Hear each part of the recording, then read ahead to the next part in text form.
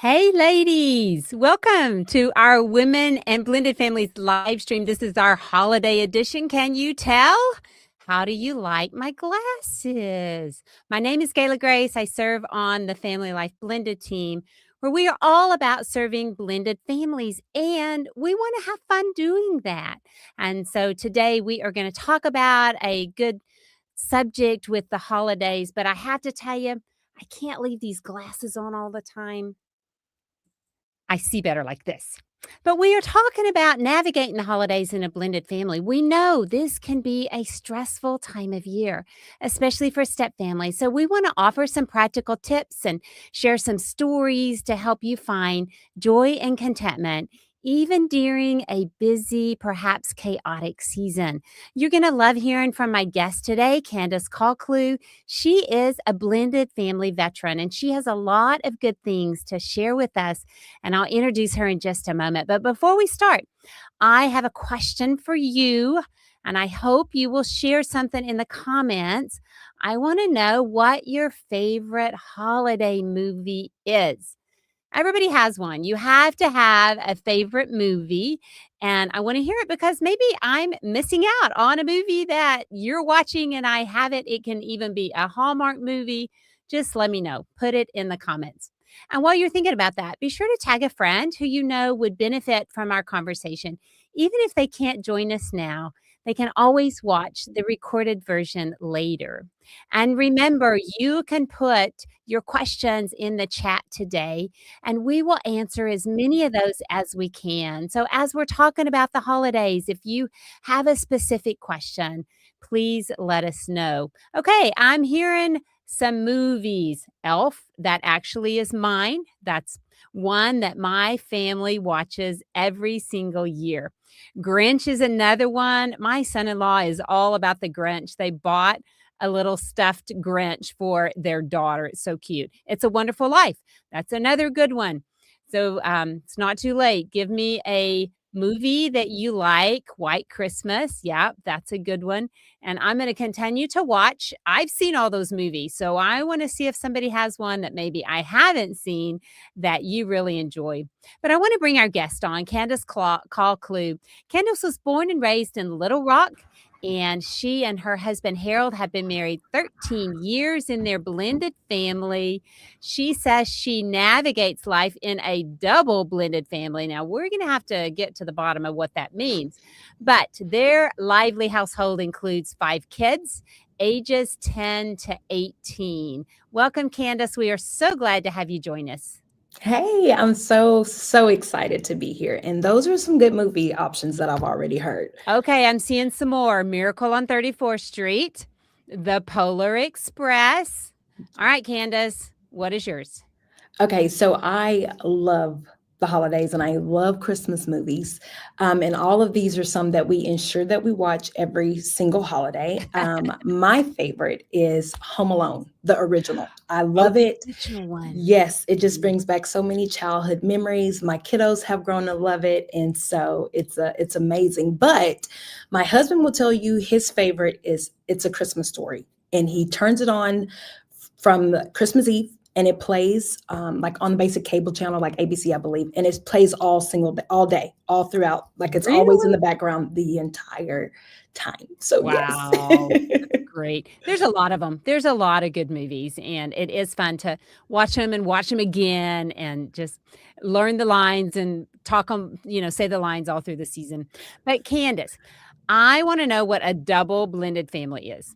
What is that? What does Okay, that mean? so prior to us even understanding this terminology of blended, and Mhm. as soon as we learned it, we were like, okay, a blended family, a step family, these things of nature. But we're actually a double blended family, meaning that I came into our marriage with a child, our 18-year-old, and my husband came into our marriage with a child, Okay. which is my oldest son. And so we always consider ourselves that we were double blended because we were blended from both sides. But then we Okay. went and adopted a kid. And so now, I mean, I guess we're just extremely blended. Maybe you're even triple blended now that you've adopted. So Exactly. yeah, and obviously with 5 kids and 13 years of marriage, you have navigated the holidays. And Yes. I think when there's a lot of kids, it gets even a little more complicated. My husband and I have 5 kids, and we've had some hard holiday seasons. I can't say that they all have been blissful, Mhm. and I'm just curious for you, what you have found to be difficult about the holidays, and if you were to go back and if you were to tell a younger Candace about how to navigate the holidays as a blended family, what would you say? What would you tell her? So I'll first start there because I actually grew up in a blended family as well. And Okay. I wasn't even really aware of that Mhm. until I was well into maybe in college and understanding, okay, our family is different than everyone else's. And as a child, I was kind of jealous of my brother, my older brother, because he got 2 Christmases. Oh, And wow. so I was like, my mom reminds me at a younger age, I was like, where's my stepdad? Why don't I have a stepdad? But guys, that was way before I understood exactly all of those things. And so, even into becoming a blended family of our own, we kind of thought through those things. How will this feel for our children who, we had together, which we call them like little volcanoes because my personality is big, my husband's personality is big, and then we smush them into these little bitty individuals. So, how would that be different for them as well as for our older kiddos? And so, one thing that I would tell younger me is I can't make it perfect for everyone. Yes. There have Mhm. to be some things that some traditions that we have to learn on our own, Mhm. ways that we're going to have to learn to make our family traditions and our Christmas holiday our own, the Colclough Christmas, Right. that would be different from a lot of our other individuals. And that's okay. Right. And it is okay. And I think we talk sometimes about blended families are different and we look different. We behave differently, maybe than our neighbor or someone we go to church with, but that's okay. Mhm. And God still loves us, and God is still in the midst of working in our blended family with whatever dynamics that we are dealing with. But Right. let's talk about traditions then, Candace, since you mentioned that. How did you, as a blended family, come up with some traditions, and why was that important to you? So again, we really love this time of the year. We love being able to tie back something our kiddos get so excited about in this season and being able to tie back to the real reason of the season. This is all about Christ. And so, in doing so, we want to be able to develop our own traditions. But that Mhm. was difficult, being that if you're in a blended family, you have this schedule. And so your kiddos are here with you this time, but then next year it's this time. And we have been married for 13 years, and I cannot get that calendar straight off the top of my head for anything. And so, one thing that is a blessing, but also was difficult, is that our families, my parents and my husband's parents, are both local. And Okay. so I felt like during the holidays, it was almost as if we were on a road trip when we Oh. didn't have to be in a road trip. And that Mhm. became very difficult, being that, maybe the first part of the Christmas day, our son may not be with us and Right. he may be joining us later, which means that he may have missed this time with maybe my family, Right. or our Mhm. oldest may not be, she may be with us all morning and then she's leaving later that afternoon. And so she's missing time with this part of the family. And so Right. what we have done is we have kind of just built a new tradition and was like, hey, family, I know we've been doing this for a while, but we just feel led to have Christmas Day be spent at our home. Now, Mhm. does that mean that we don't want to spend time with them? No, it doesn't. Which, I mean, some individuals may say we just want our small, our family on Christmas Day. We don't feel that way. We love our Of family. We love course. our parents, and so we Right. actually still invite them over. And so they come over and they love to see the kiddos open all Oh, of their gifts. And so we'll okay. do a big Christmas breakfast that morning, and then all of our parents come to our house and we stay there all day. And so Mhm. our other kiddos can be accustomed to, playing with their toys and enjoying the gifts that they got or the books that they're reading or whatever the case may be in our home, Mhm. knowing that their older brother and sister may come in, they may be leaving out. And so that's one thing that has helped them be able to adjust as well, because being in a blended family, and double blended or extremely blended, it's not just that we have to adjust for those older two. We also have to adjust for the kiddos who are in our home 100% of the time. So Right, yeah. right. Yeah, 2 points that I wanna mention that are very valid that you have said. One is we wanna be aware of our children's needs. Hmm. And so what you've done in establishing a schedule where you say, "We're gonna be at home," and that is what best suits your family. And those can be hard conversations, though, to Hmm. have with our parents. Yes. And, so I think, though, the other thing you're saying is sometimes we need to have these hard conversations even if they take things a little personally, or Hmm. we try to convey this isn't anything personal. This is especially because we are a blended family and we are trying to blend and bond these relationships, and we feel that it would work better for us to be home on Christmas morning. I love that. I Yeah. and then you go the extra mile, though, and you invite them and say, but we would love you here also. Yes, And absolutely. and even if that doesn't happen, and I can't remember what you said, do they come right first thing in the morning, or do they come Hmm. later in the day? They come Okay. right in the morning. Yes. Yeah. So some may say that they wanna have their time just with their family, Hmm. and then the parents can come later, but it kind of is whatever works for you and Absolutely. your family. So again, considering what our children's needs are, I think that also pertains to the schedule Yes. and this back and forth stuff that our kids do. Sometimes, we hear different things. Some people who have been through divorce, or they have another a parent in another home, they choose to just say, we don't want the child to have to split the day. We Hmm. want the child to be in one home on Christmas Day. So they'll be with us on Christmas Day. Then on Thanksgiving, they'll be with the other home. Then we flop it the next year and we do exactly the opposite.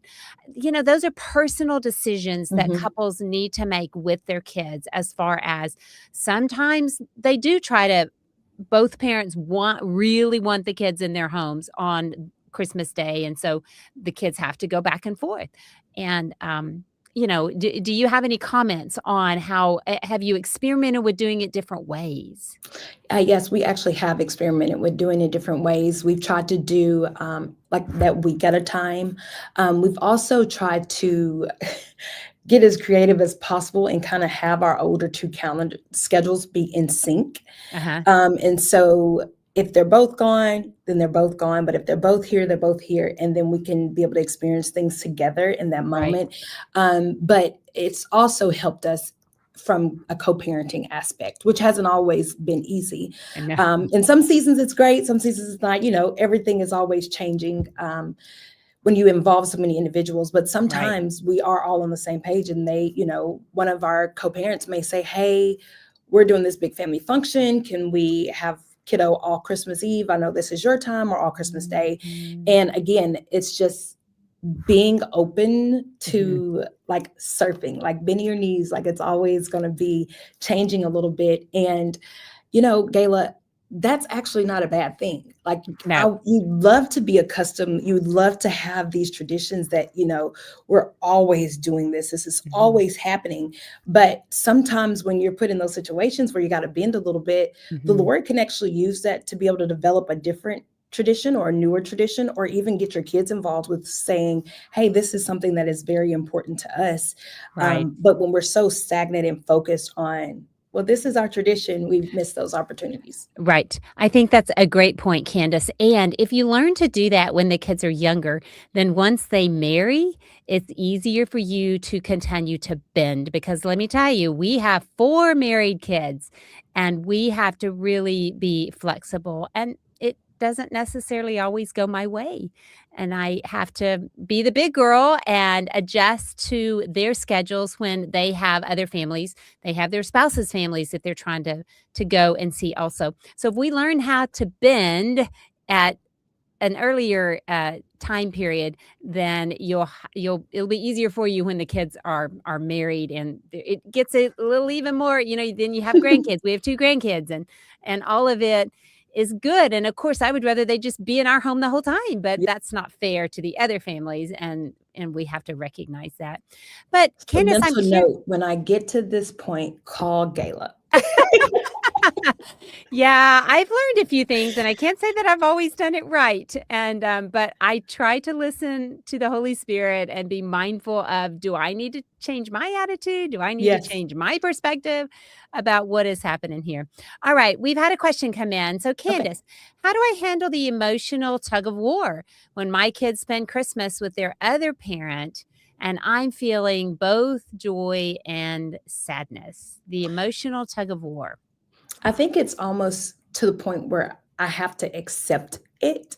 Yeah. Like like that's gonna just be something that happens for me. Like I'm gonna be, you know, like if for example, for the time where my kiddos were gone that whole Christmas day, like I love that they had that opportunity to be with their other side of the family, that they were experiencing these things, that they were making memories.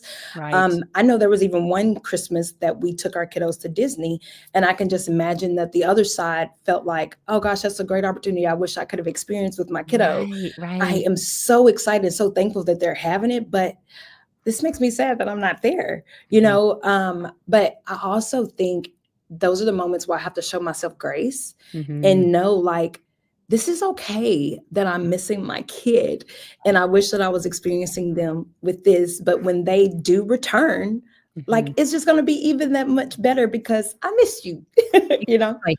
Yeah, and I would say feel your feelings. If you need Mm. to sit down and cry a minute, that's okay. Yes. Experience the grief, the sadness that you have in the moment, Yep. but then also remember the beauty of Christmas and what we're celebrating, and spend maybe extra time with your spouse. Try Yeah. to be sure that you're still embracing the joy of the season.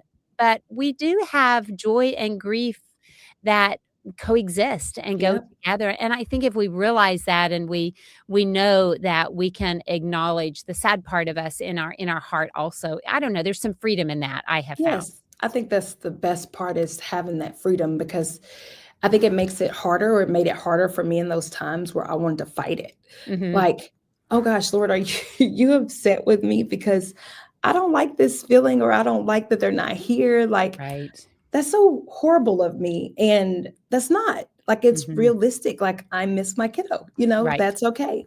Yeah, and, when they leave, we don't wanna put them on the guilt trip. We Absolutely. need to be sure that we are giving them permission to go and enjoy time with the other family and Absolutely. love the other parent without guilt from us, because that just makes things harder for our kids. I'm not saying that's easy, No. but if we can be mindful of that. I'm wondering, though, if expectations comes into play there for you. Have you found that if you keep your expectations in a healthy pattern, that maybe things aren't going to go exactly the way I want, or maybe it's not going to be perfect, then do you find that your holidays go better? And that can apply to everything in regards to the holiday season. Absolutely. I mean, just thinking about the time and just being realistic with myself or Harold and I having realistic under like conversations because like I said our co-parenting situation hasn't always been easy. And Right. so sometimes if you have that unrealistic expectation like I expect all of the parents involved to think like me, talk like me, have the same ideas as me and when they don't I'm gonna be disappointed. I mean, because I could be extra like, I want to start decorating in November. Like, as soon as possible, I wanna decorate. And if everybody does not feel and have the same joy and the same they may have different traditions, it's not fair to me, to put my expectations on them or for any one of that instance. So I think and gosh, I wish I had known this all the time. We've been married for 13 years and it hasn't always been the case where I don't have those expectations or I'm not Mhm. disappointed when I want someone to understand where we're coming from or be able to be like, because we're co-parenting a double blended home, our co-parents may not have any experience in that. So they Right. only see the side that they have to manage. I Mhm. cannot give that expectation for them to know that they need to see exactly where I'm coming from at all times. And so I think again, just having that grace for them But again, also back to us having that expectations for all of us involved. Because I can have expectations for Candice and I don't always hit it. Like Oh, if you me too. understood. Yes, grace for ourselves is also part of the equation. Oh, yes. And yeah, I have to remind myself of that. All right, here's another question. We like to keep Christmas centered around Jesus, but the other home doesn't. It's tough those years that we don't have the kids. How do we handle this without alienating the other home? Woo, that's a hard one. I actually think that one's pretty easy here, Gayla, because we want Christmas to be centered around Christ as well. But as I Absolutely. have told y'all, I'm so extra. Okay. And like, I want the elf on the shelf, and we have two. That's crazy. I get it. Why do I have to put myself under that pressure? But we have actually been able to tie them together. Like, we want Oh. everything to be about Christ. This is about Mhm. Him, His birth, the promise that is being kept. But we also want those memories, those fun things, for our kiddos to be able to be involved in those. And so, like, things of the nature of like the elf on the shelf usually has like this, they do bad things or they do naughty things that you have to clean up or explain. Right. But our elf on the shelf, which I remember their names now, I did not December 1st, but they are, I know, guys, Jingles and Noel. But Jingles and Noel also come and give our kiddos Bible verses. So when they move or they do something or they give them a gift or like, they put tissue on the tree or whatever the case may be, they always have a note that encourages our kids with a Bible verse. And so we're Mm, actually tying them together because there may not be different households that have these different beliefs, but we have the different beliefs within our same household. right. And so we actually want to be able to tie them in together. And one of our Mm. co-parents may have been, related more to you, where they didn't tell, they may have said, hey, Santa's not real to one of our other kiddos. And we're not upset by that by any means. We just explained to them that this is a tradition, some backing behind it. And be able to support that other parent, but as well support our household. Like, hey, the other kiddos do not know that. When they find out, we want you to help us be able to tell them, the fun behind it and the things of that nature. So that's kind of how we navigate those different beliefs and things of that nature. Yeah, I think we have to, again, this can come back to expectations because if we know this, and perhaps this is a former spouse that it has created tension between us in the past, I think we might have to be careful of things. Say, for instance, if they have them on Christmas Eve and we want them to go to church on Christmas Eve and they choose not to, we lose some control through Hmm. divorce when we don't have the kids. We're not married to that person anymore. And we have to recognize that they might do things differently than we do. And it is important that we can stay as united as possible. I mean, Hmm.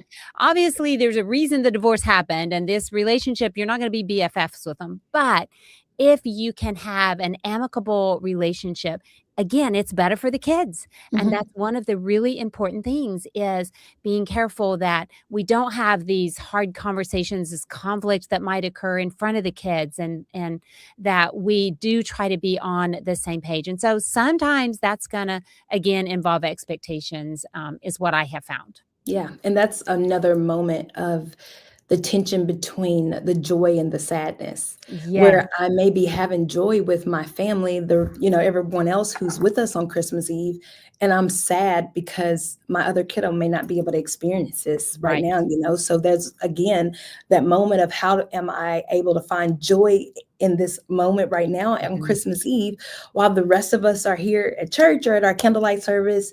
Right. But I'm Mm, also sad because I'm missing that kiddo is mhm. not able to partake in this even with their other families. So Right. Yeah.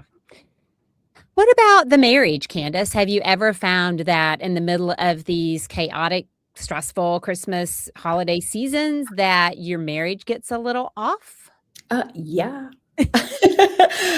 Especially in that learning phase, Mhm. when you are trying to learn how do we make this work. Right, Um, my husband's son schedule may be completely my daughter's schedule, right. and His family may have completely different expectations than my family has. Mhm. And then again, we're also still in the process of learning how to be one. Mhm. So we're trying to be one, trying to develop our own traditions, but then we still have paperwork on the calendar, that some of us have talked about how hard that is. Mhm. And then we have the family traditions that we grew up. All of these things are, intermingled and tied together, and there's some tension that can grow in that moment. And Right. I think it's just always helpful for us to just kind of step back and say what's best for us. Like, what do we Mhm. want to do? Mhm. And in those moments, we may even throw out all of our expectations that put in what we think is like, this is how I want Christmas to look. Even if that looks like unrealistic expectations, it's safe enough for me to share that with my husband, and Mhm. it's safe for him to share it with me. And then we kind of talk together and say, okay, you're all about this, I'm all about this. These are things that we can't control. These are things we can control. Let's figure out how to make them work for us. Right. So a lot of it is communication and Mhm. trying to stay in some rhythms that you have the rest of the year. So if you have date night once a month, I would say try to still keep date night in December. Yeah. And even put some boundaries around it that you don't have long conversations about kids or the ex or money or some of those hot topics, but you really try to reconnect with one another if you've ended up in a situation that you're not feeling connected, which I Mhm. think can happen more so during the month of December. I know for my husband and I, we both brought kids into the marriage, and then there's times that we don't, we may not agree on the gift giving or how much money we're going to spend or how the schedule's going to work, and we need to just come together and have a conversation so that we can get on the same page again instead of just expecting them to think like we do. My husband doesn't think like me. Does yours? Does your Why husband? not? Why are they not made that way? I don't know. I don't know. But after 30 years of marriage, I've quit trying to change him and instead try to learn how do I live within who he is. And Yeah. actually, there's some good things and that he's different than I am. And that's not all a bad thing, I have discovered. Yes, Oh, that is very, very true, and that's been a lesson that I have had to learn, with the Lord. Is like, "Hey, you love him, but he is my son, and I have this plan for him, and it is 10 times better than the plan that you have for him." And it's that moment of surrendering that, but it's also a moment of surrendering during this season or in any moment of us being blended, that we have these expectations and these desires for our mhm, marriage. Like, mhm, when Harold and I can sit down and say, hey, what are our goals for this year? What are our goals for us as a spouses, as parents, for our children? What are our goals? And a lot of those moments, we want to be aligned, and we're mhm. going to get in that alignment, but it is very special and necessary for us to understand that the Lord loves my husband 10 times more than I do. Right. And he has this elaborate plan for my family, this blended family. Like, if I trust him, if we trust the Lord and we surrender to him, even in this season where there's so many moving pieces. Like, I went to 4 Christmas parties last week. Ah, Like, seriously, all of these things, there's the chaos of the calendar, there's the chaos of being blended, there's, in the scheduling of all of those, scheduling of 5 kiddos, all of this. right, But even through that, the Lord wants what's best for our family. right. And so when we trust him, even when we can't trust the calendar, or feel a little heartbroken that the traditions are not going to be able to be the way we want them to be, Right, we can trust him that he loves us. He loves the Colcloughs right, more than we do. right, and he is still working in the midst of what might seem like a discouraging situation. We may just not see it in the moment, Absolutely. and we wanna remember Absolutely. that. Okay, Candace, let's just kinda rattle off any practical tips that you think about. Some of them we've talked about in regards to blended families specifically. So one that comes to mind for me is plan ahead. Get Yes. ahead of the calendar if you can. Get ahead of the visitation schedule and have that communication early. What other practical tips would you throw out there? Yes, I think that one is amazing, because even if the calendars aren't aligning that well, when you plan ahead, your traditions may be early. Instead, like if I know that we're going to make puppy chow or chocolate covered peanuts, and usually we would like to do that on Christmas Eve, but we know our calendar is not going to align. Right. Let's do that the weekend before. Right. We'll get that tradition. We still get to make that memory. It's just on a different day. One other thing that has been such a huge moment for us, just like we are not aware of, or we are aware when we plan ahead, but there may be that moment that Christmas morning where we all open up gifts together. And one of the kiddos may not be here yet. But what we have done, what my husband has been really great in doing, is he has the kiddos go and buy a gift for each other. So yeah. they have a spending limit. They all go and purchase gifts for each other.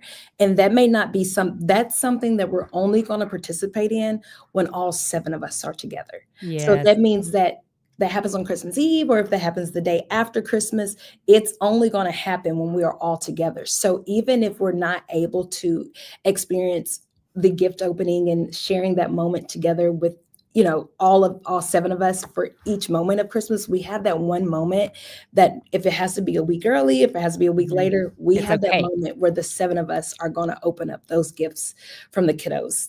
Yeah, and that is the gift of flexibility. That's Yes. exactly what you're talking about. Is we need to be aware and not be rigid. In fact, our friend Brenda Stewart, she says, "Blessed are the flexible, for they won't snap." I love it. I always remember that, and it's true. Blessed are the flexible. There are advantages to that. I also want to talk about, though, this gift giving, because I think in blended families that when the siblings and step siblings can give gifts to each other, it can help in blending relationships and Absolutely. forming some connectedness. But it doesn't have to be some big elaborate gift. In fact, I heard somebody talk about the other day, and this is in a blended family, they would give each of the kids $10, and I think there were like 5 kids in this family, and then they would take them to the dollar store and Yeah. just say, "Be creative, find something that you want to give your step sibling it can be a fun gift." It just We've even done homemade gifts before, Gayla. Yes. And it's the most important moment is they try to be very specific on Right. what that kiddo is interested in. And Right. I think that is so great for the relationship blending, because it's like, what would Gayla love? Right. And in that nature. And then I'm so excited to see Gayla open my gift, and see how much she means to me. And it just does something, because our kiddos are really learning in this moment that it's so much better to give than to receive, because they Right. find so much joy in bringing that brightness to their siblings. And they might even go to that sibling and say, "Hey, what would be fun for you to get from the dollar store?" I mean, you're Yeah. kind of forcing communication there, and Yep. sometimes that's what we have to do with step siblings. But anything that we can do to help bond these relationships, especially in those early years, I think is really important. I agree.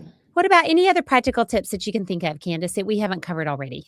That we haven't covered already. I mean, just even going back to making this holiday your own, things of that nature, being flexible. We mentioned that, getting creative.